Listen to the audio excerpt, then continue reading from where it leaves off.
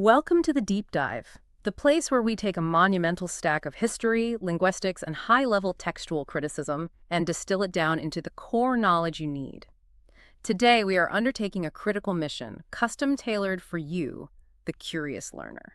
We are diving deep into one of the most beloved, beautiful, and culturally significant texts in the English language. The King James Version of the Bible, published way back in 1611. It is, truly a masterpiece of early modern English prose. And its influence is absolutely undeniable. It touches everything from literature and political speech to religious practice worldwide. But our goal today is to understand why this very masterpiece is constantly debated and by many textual scholars and linguists considered a potential minefield for the modern reader. Right. We're not here to diminish its literary quality at all, but to really get a handle on the obstacles it presents to comprehension 4 centuries later. Exactly. Our stack of sources, and we've got textual criticism analysis, historical accounts of the translation, extensive vocabulary studies. It helps us identify 2 primary challenges. First, the textual foundation. Yeah. So the ancient manuscripts the KJV relied upon, which are now, largely considered inferior compared to what we have today.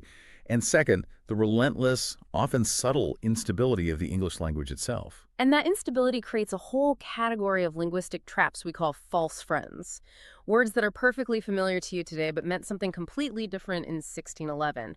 Our job is to guide you through these hidden dangers. It's the difference between admiring a magnificent 400-year-old tapestry and realizing that some of the threads have shifted color over time, subtly changing the picture. That's a great way to put it. So let's unpack this by starting at the very root. The flawed and, frankly, rushed origins of the Greek text the KJV translators inherited.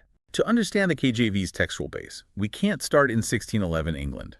We have to rewind almost exactly a century earlier to the feverish intellectual atmosphere of the early 1500s in continental Europe. That's where the first printed Greek New Testaments were being created. Right. This is the era of the Textus Receptus, or the received text, which is the specific Greek foundation upon which the KJV rests. And the story of its creation is, from what I understand, one defined by urgency, competition, and a surprising lack of source material. Precisely. The first marketable printed Greek text was produced by the famous Dutch humanist Erasmus in 1516. And the key word here really is marketable. So this wasn't just an academic exercise. Not at all. He was in a frantic race against a powerful, well-funded Spanish effort, the Complutensian Bible Project, to produce the first widely available printed Greek New Testament. The pressure he was under must have been extraordinary. We often forget that these intellectual projects were also, cutthroat commercial ventures. They absolutely were. And that commercial pressure meant speed trumped accuracy. Erasmus rushed his edition to press to win the race. As a result, the historical accounts we have access to are, well, they're quite brutal. Brutal how? Some textual critics have famously called Erasmus's 1516 edition the single most poorly edited volume in all of literature. It was, to put it mildly, a notoriously quick and dirty job. And it wasn't just a few typos they were talking about, was it? No, not at all. Erasmus himself later admitted that his first edition was filled with hundreds of typographical errors. But the deeper, more structural problem lay not in the printing, but in the quality and the shockingly small quantity of Greek manuscripts he was able to access and use. Okay, so how limited were his sources compared to what scholars have today? Give us a sense of the scale here. Erasmus relied on only about half a dozen late origin manuscripts. Half a dozen for the entire New Testament. For the entire New Testament. Think about that. 6 or 7 scrolls to produce the foundational Greek text. Most of these manuscripts were very late, dating from the 15th century, meaning they were written maybe 1,400 years after the originals were first penned. Wow.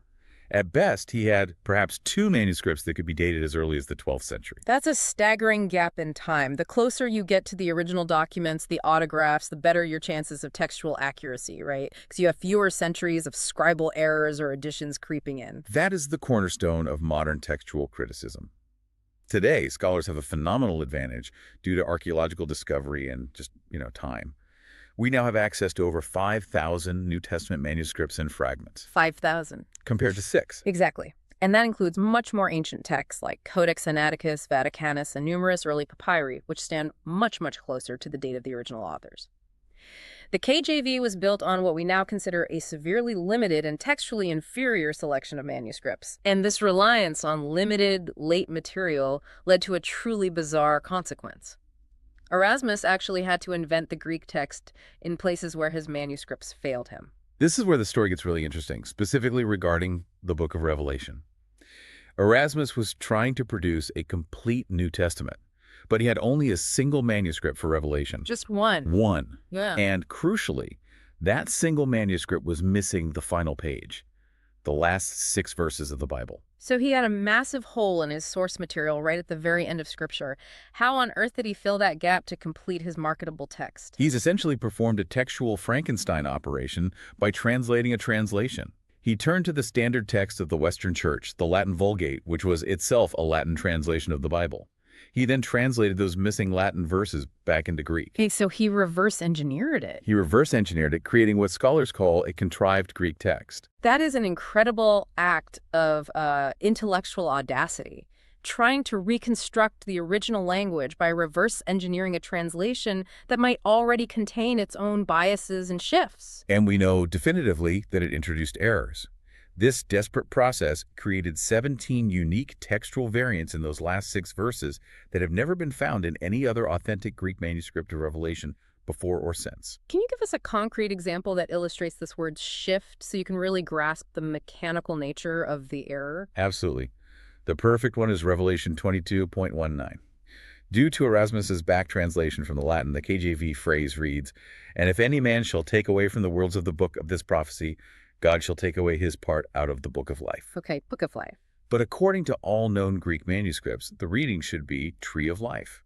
That single-word book was invented by Erasmus, incorporated into the Textus Receptus, and then subsequently enshrined in the King James Version, even though it was never part of the original Greek textual tradition. That tiny single-word shift is a perfect illustration of how human circumstances, a rush to press, a missing page, can subtly alter what is presented as the divinely authoritative text. And this issue of later editions isn't limited to Erasmus's back translation errors. The KJV contains several extremely famous, doctrinally significant passages that modern textual critics overwhelmingly reject as later scribal editions. Why do they reject them?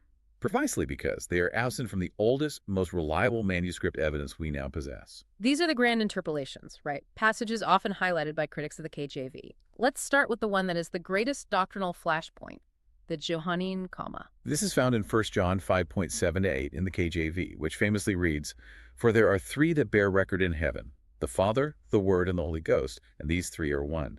This passage explicitly and beautifully teaches the doctrine of the Trinity, Father, Son, and Holy Spirit as one God. A cornerstone of Christian theology. And yet, what does the consensus of modern scholarship across denominational lines suggest about its authenticity? It is almost universally rejected as a later, non-original interpolation.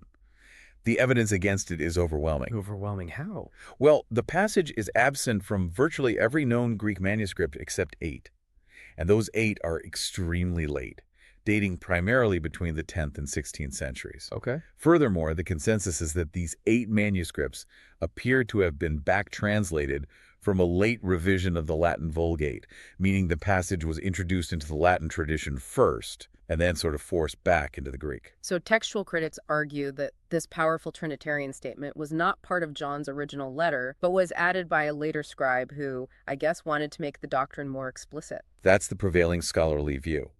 Many modern textual critics, regardless of their own Trinitarian belief, consider this reading an invention of an overly zealous scribe who prioritized doctrinal clarity over textual fidelity. But we have to give balanced representation here. Supporters of the comma don't simply surrender this point. They offer a strong counter-argument based on church history, don't they? They do, yes. How do they rationalize the absence of the comma in all those early Greek manuscripts? The counterargument is deeply rooted in the historical conflicts of the 4th and 5th centuries, specifically the Arian controversy. Supporters of the comma argue that the passage was actually removed, not added. Okay, let's pause and make sure we define Arianism for everyone. Of course. Arianism was a major theological movement led by a man named Arius that challenged the essential divinity of Christ. Arians believed Christ was a created being, subordinate to the Father, effectively denying the Trinity. Right. So the argument goes that since Arians held significant influence in key centers of Greek manuscript copying for a long period, they purposefully excised the Johannine comma precisely because it so explicitly contradicted their anti-Trinitarian theology. That is a compelling theory of suppression. They also cite earlier church writings, don't they, as evidence? Yes, they cite early Latin church fathers like Cyprian, Jerome, and Gregory of Nazianzus, who they claim quoted or alluded to the comma centuries before the earliest Greek manuscripts containing it appeared. I see. This, they argue, suggests its presence in an early Latin tradition and lends credence to the idea that it was subsequently suppressed in the Greek copying tradition due to Arian control. So it's a classic scholarly debate. Do you trust the sheer antiquity and volume of the Greek manuscript evidence, which says it's not there, or do you prioritize the theory of historical suppression, which is supported by the quotes of a few early church fathers? Exactly. It provides context for why, even today, this is a live and impassioned debate, even if the textual weight leans so heavily against the reading. And the Johannine comma is just the most doctrinally charged example. You said there are other major additions that entered the KJV via the Textus Receptus. Yes. There are a few others you should definitely be aware of. What are they? First, there is the longer ending of Mark 16.920. This section contains many very famous verses, like the command to go ye into all the world and preach the gospel to every creature, as well as the promises of handling snakes and drinking poison without harm. Right, very famous passages. But this entire section is missing from two of our most critical and ancient manuscripts, Sinaiticus and Vaticanus. Most scholars believe Mark originally ended abruptly at 16.8. The implication being that a significant portion of Mark's narrative, which dictates key doctrines regarding missionary work and signs, was likely not part of the original inspired text. Correct. Then we have the beautiful and deeply human story of the woman taken in adultery, John 7.53 to 8.11. A story everyone knows. Everyone knows it. And while it perfectly captures the character of Jesus, it presents immense textual problems. It only appears consistently in manuscripts after the 8th century, and even then, its placement varies wildly. Sometimes it shows up at the end of John, sometimes after a verse in Luke. So it floats around in the manuscript tradition. Exactly. The textual fluidity confirms its status as an interpolation, though possibly a record of a known ancient tradition about Jesus' teachings. So it's a cherished story that scholars acknowledge is almost certainly not a genuine part of John's gospel. And finally, a minor but clear addition. The explanation for the angelic stirring of the water, John 5.3b4. The text reads, "For an angel went down at a certain season into the pool and troubled the water."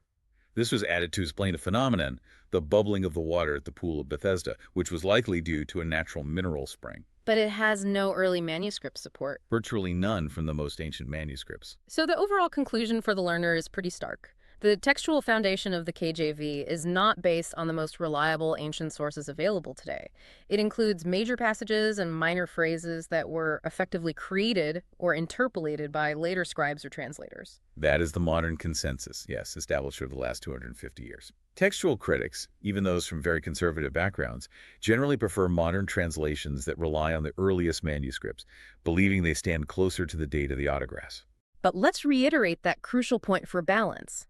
Despite these significant textual differences, the additions and omissions we've discussed, what is the practical unifying takeaway for the past 2 centuries of textual scholarship? The vast majority of scholars agree that no doctrine necessary for salvation is affected by these changes.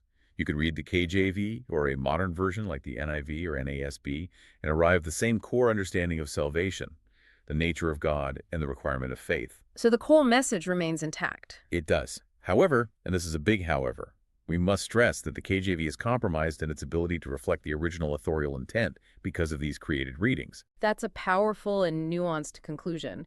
Now that we've established the textual instability, let's pivot to the second challenge, which is perhaps even more frustrating for the dedicated reader, the linguistic minefield. This is where the sheer passage of time in the English language starts to actively confuse the message. The King James Version is rightfully celebrated as a monument of English literature. The irony, though, is that its literary magnificence is also its greatest stumbling block for you, the modern reader. It was written in the English of 1611, but English has been in continuous evolution ever since. The language we speak today is fundamentally different, and this linguistic shift presents two distinct challenges for comprehension, the obvious ones and the far more dangerous hidden ones. Let's start with the obvious ones. The first problem we call dead words. These are archaisms that have dropped entirely out of modern English use.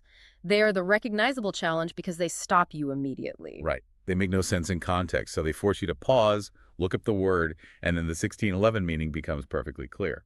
They act as clear speed bumps, which in a way is helpful because they alert you that you are in ancient territory. Exactly. Think of the classic examples. You find words like wist, which means didn't you know. It comes from the old verb to wit, meaning to know. When Christ asks his mother in Luke 2.49, wist it not that I must be about my Father's business, you know instantly you need to find the meaning. Or what? The first person present form, meaning I know, which you find in Acts 3.17. The immediate absurdity of the word in a modern sentence makes you engage. Other examples are pretty straightforward.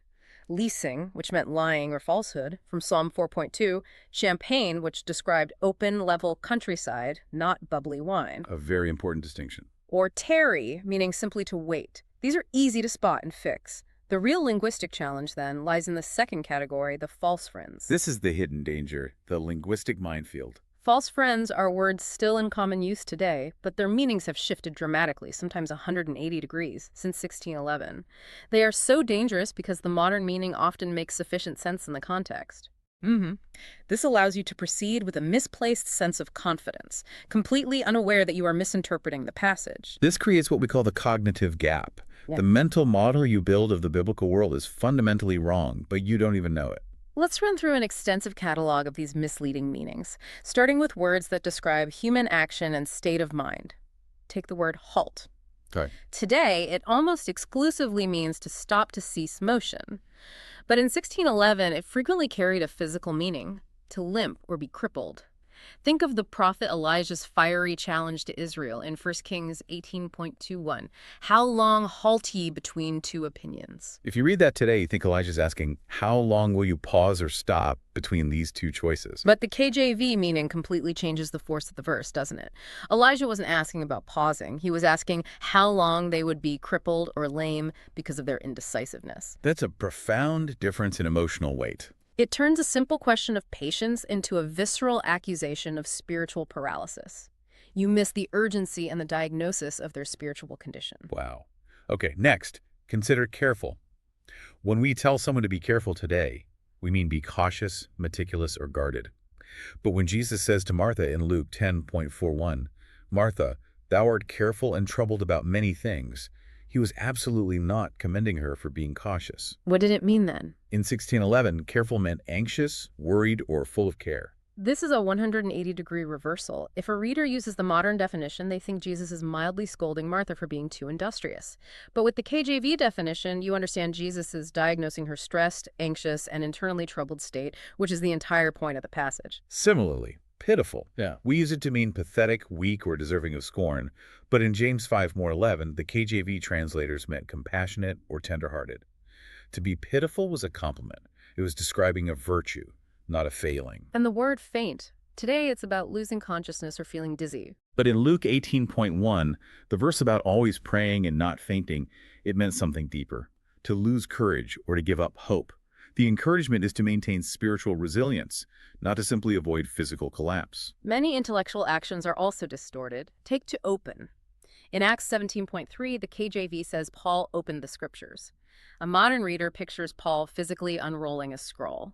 But in 1611, to open frequently meant to expound, interpret, or explain the meaning of a text. Paul wasn't just taking the scroll out, he was actively interpreting the prophecies for them. And the word prevent is a great source of confusion. Oh, absolutely. In Matthew 17.25, Jesus asks Peter a question, and the KJV says Jesus prevented him. To us, that means Jesus stopped him from doing or saying something. But in this older usage, to prevent meant to question or to anticipate, to address the issue before Peter even had a chance to raise it. The false friends also thoroughly distort social and moral terms, hindering our ability to picture the interpersonal world of the New Testament writers. The word conversation is perhaps the best example of this cultural cognitive gap. When the Apostle Paul writes about your conversation in places like Philippians, he is absolutely not talking about the quality of your dialogue or your small talk. Right. In 1611, conversation denoted all of one's dealings, meaning your entire manner of life or your general conduct. So when a text speaks of having a godly conversation, it means maintaining a godly manner of life in all you do, not just ensuring you chat politely over dinner. If you miss that, you misunderstand the entire scope of the behavioral requirement. Others are just shocking due to modern semantic shifts. Lewdness in Acts 18.14 originally meant ignorant or unlearned, not sexually immoral. That's a big word. It is.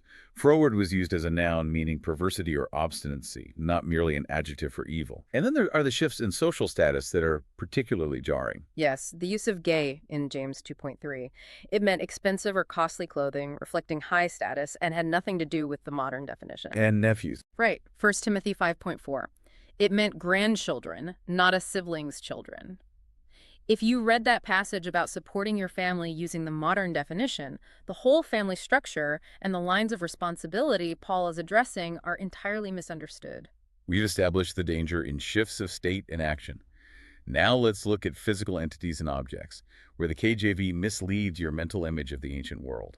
This is essential because the text asks us to visualize a world 2,000 years removed. If the KJV gives you the wrong object, you build a completely flawed mental model. The word corn is a classic case study. Okay. In Genesis 41.5, Pharaoh dreams of 7 years of corn. If you are a listener in North America, you immediately visualize maize, or sweet corn. But maize is a New World crop. It did not exist in ancient Egypt. The image is wrong, therefore the context is wrong. In the KJV, corn was a generalized term for cereal plant, meaning grain. Pharaoh dreamt of heads of grain, like wheat or barley, not ears of maize. This single error misleads your understanding of ancient agriculture. What about military or architectural items? Consider Goliath's description in 1 Samuel 17.6, where he has a target of brass between his shoulders. The modern mind conjures a bullseye or something to be aimed at. Of course. The KJV translators intended it to mean a light round shield or buckler. However, scholars now agree that the underlying Hebrew term most likely refers to some kind of offensive weapon, like a scimitar or javelin. So you have to contend with three separate, contradictory images. A bullseye, a defensive shield, or an offensive weapon. That's a massive conceptual failure for a single word. And the simple, everyday items can be just as confusing. The word lamp. If you think of an electrical lamp or even a gas lamp, the concept of the 10 virgins needing to put oil in their lamps in Matthew 25 makes no sense. Right, the technology's all wrong in your head. The KJV readership would instantly picture a simple oil lamp, but a modern reader has a significant cognitive hurdle to clear. And then back to zoology, we have the mythical animals. Yes, the famous unicorn in the book of Job. Job 39.9. While the KJV uses this mythical beast, the Hebrew actually describes a powerful, large, two-horned animal, perhaps a wild ox or a formidable bull. Modern translations correct this to wild ox. The KJV's choice of unicorn entirely obscures the reality of the powerful, tangible animal the original author intended to describe. This section confirms that the King James Version, despite its beauty, requires constant informed caution. Every word we've discussed, from halt to corn to careful demands that you, the reader, actively fight the gravitational pull of modern English to find the correct 1611 meaning.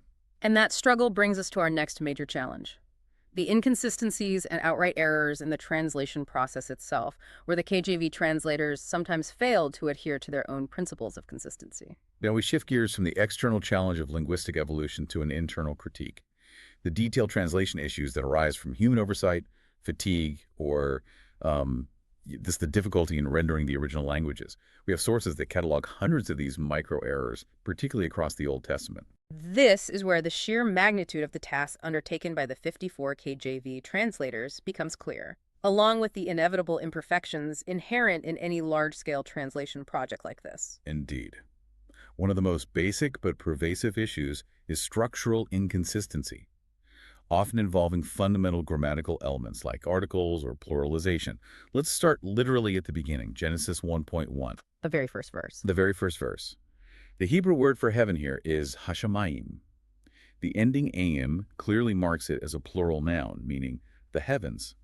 The KJV translates this as the heaven, singular. But they didn't maintain that error, did they? No, which makes it even more confusing.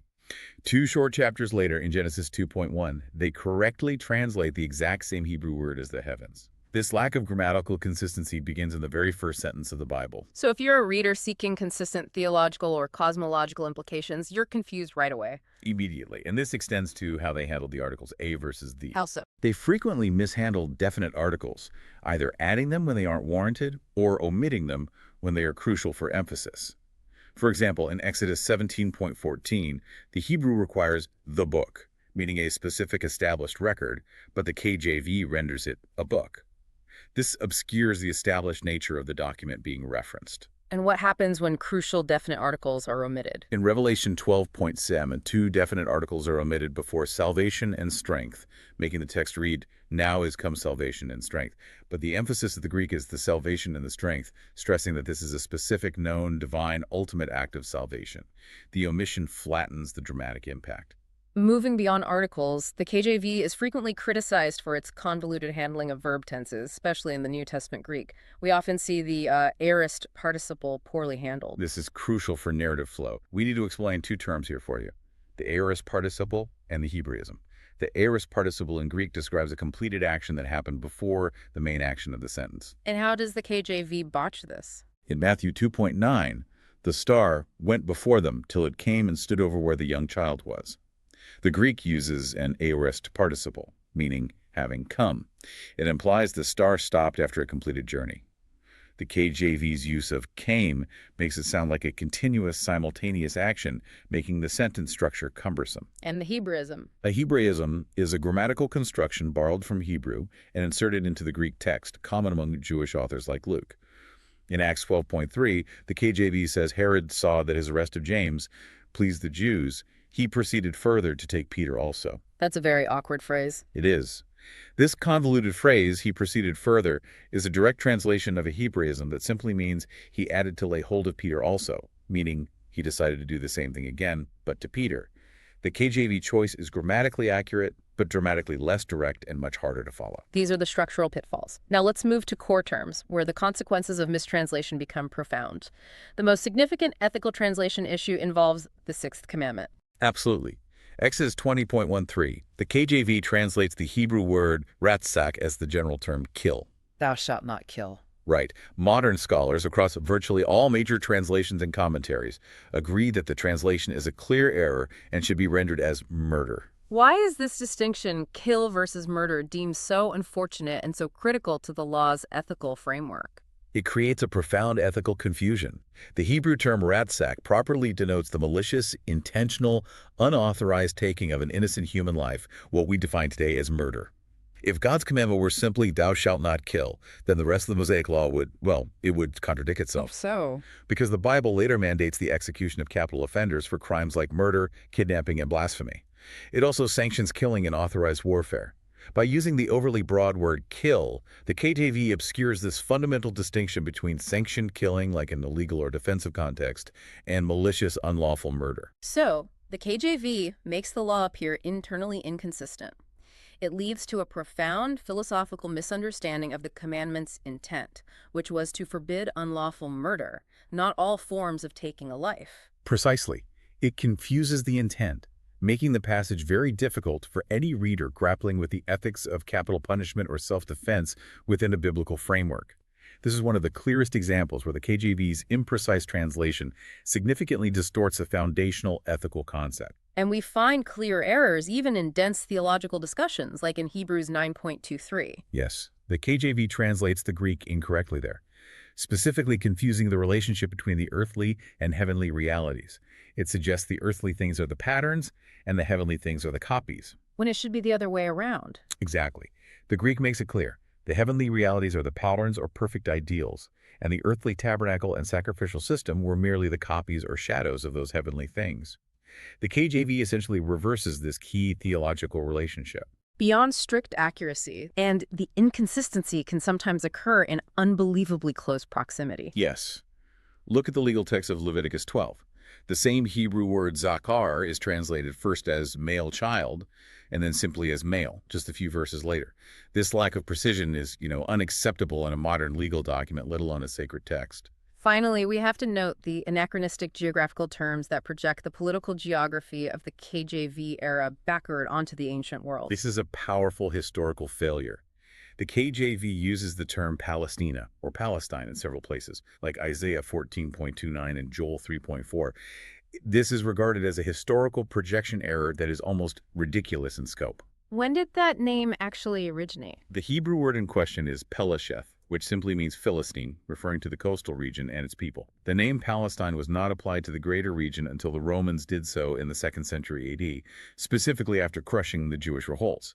This is roughly 800 years after the time of Isaiah. So the KJV projects a Roman imperial term back onto the Iron Age geopolitical landscape. It does. The lesson here is that even if the KJV's cumulative microerrors don't affect core doctrine, they certainly affect your mental representation and correct understanding of the author's world, their narrative emphasis, and their legal intent.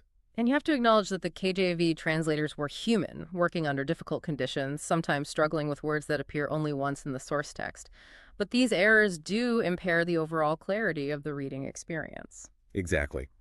For you, the curious reader, knowing these specific pitfalls means you approach the text with critical awareness, recognizing that the beautiful English often masks inconsistency and imprecision. We've spent considerable time dissecting the problems within the KJV text and its sources. Now, let's zoom out and consider the monumental importance of the KJV in history and, crucially, the surprising philosophical views of the men who actually created it. Understanding the KJV requires understanding 17th century English political machinations.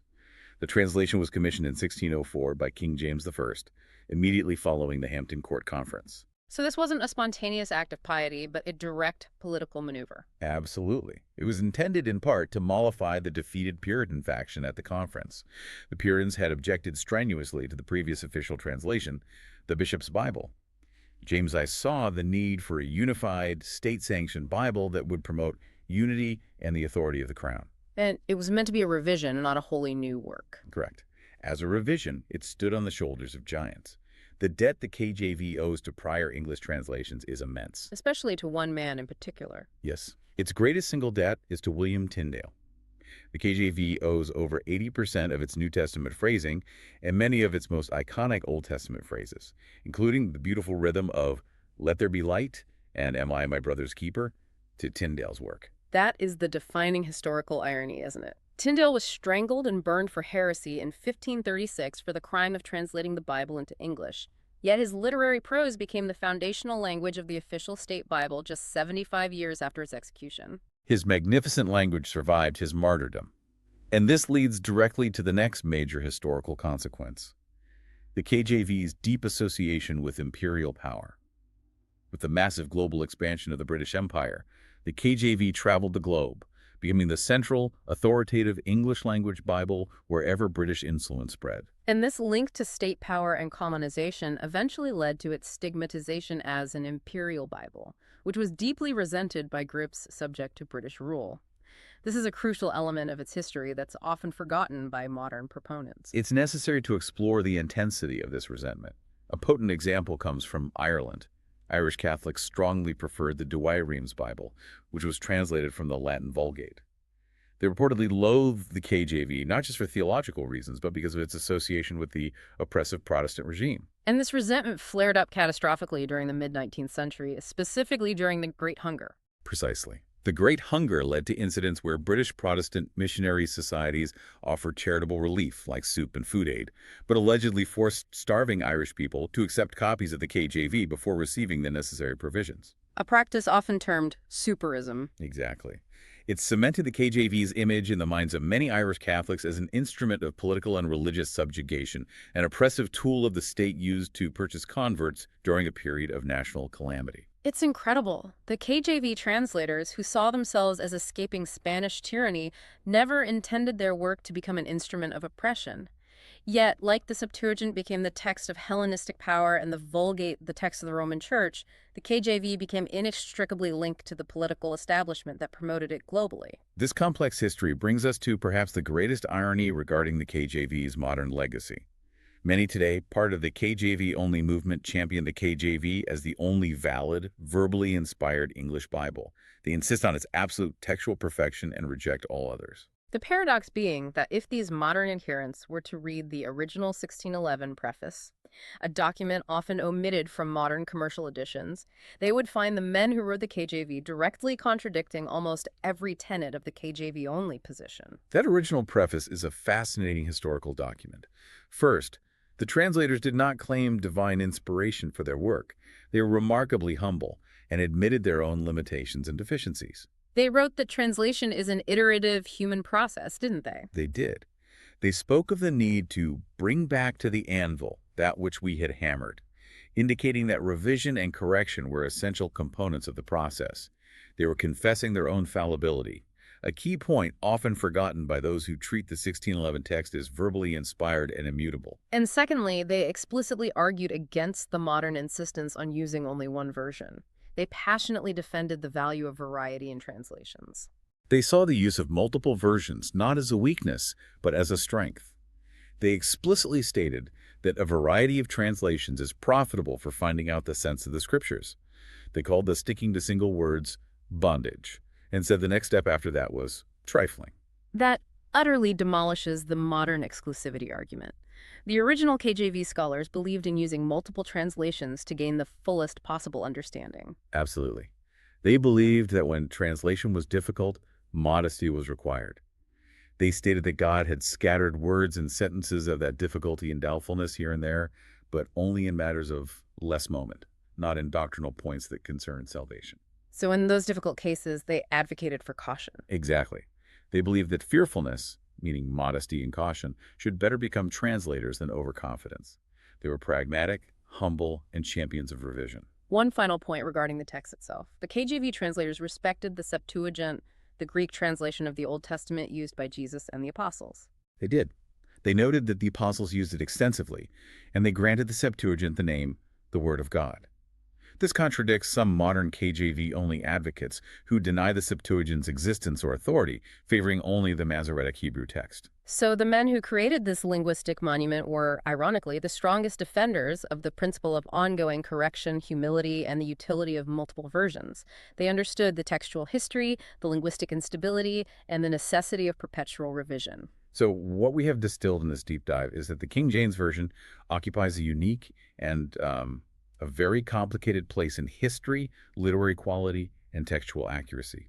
It faces challenges on two distinct and powerful fronts. On the first front, the textual foundation, we've seen the KJV relies on the Textus Receptus, a relatively late and rushed Greek text.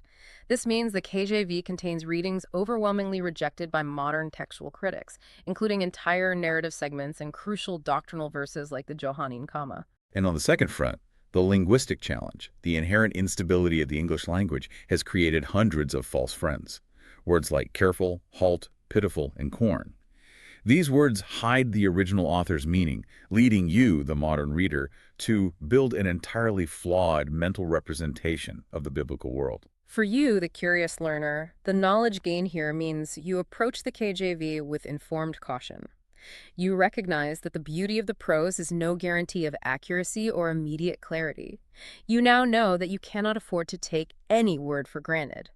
You realize that virtue may mean miraculous power or energy, and worship may mean simple honor or respect, not necessarily the reverence due only to God. This understanding ensures that when you encounter that magnificent, complex text, you don't proceed with that misplaced sense of confidence.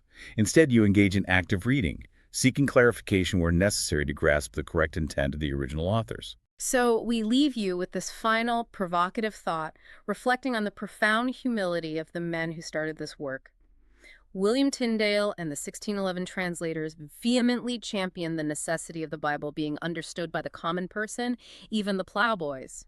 They also vigorously defended the principle of ongoing correction and the utility of multiple versions. So the question is this. If these original translators were alive today, armed with the thousands of older, textually superior manuscripts discovered by modern archaeology and the vast knowledge of linguistic change, would they be reading their own 1611 work? Or would they be dedicating themselves to championing a modern revision designed to eliminate the linguistic and textual errors they themselves warned against? Thank you for diving deep with us. We hope this has given you a richer, more complex, and fundamentally more honest view of this truly magnificent, yet undeniably problematic, cornerstone of English literature.